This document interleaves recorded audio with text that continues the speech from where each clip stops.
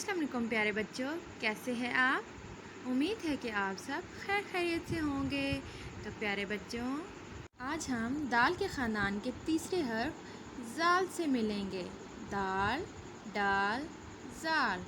दाल का कोई नुक्ता नहीं होता, डाल के ऊपर एक छोटी सी तोय होती है और ज़ाल के ऊपर एक नुक्ता होता है। ज़ाल, ज़। दाल, ड, डाल, ड, ज़ाल, ज़ा। आज का हमारा उन्वान है ज़ाल, हर्फ ज़ाल, ज़ाल, ज़ा। तो प्यारे बच्चों, किताब का सफ़ा नंबर 33 खोलें। ज़ाल, ज़ाल ज़, ज़ख़ीरा, ज़ाल ज़ा, ज़ख़ीरा, ज़ाल ज़ा, ज़ख़ीरा। हर्फ ज़ाल के गिर्द दायरा लगाएं। अब आप ज़ाल के गिर्द दायरा लगाएंगे। कौन सा हर्फ है इनमें से जिसका एक नुक्ता है? जी हाँ, ये है हर्फ ज़ाल। इसके गिर्द हम दायरा लगाएंगे।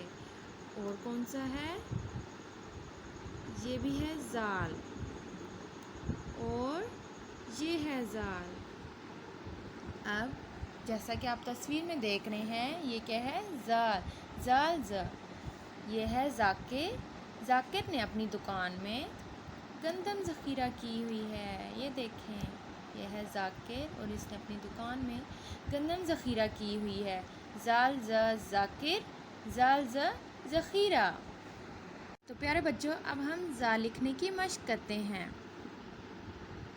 इस नुक्ते से शुरू करें, नीचे की तरफ आएँ, इधर से गोल करें और इधर जाके रुक जाएं।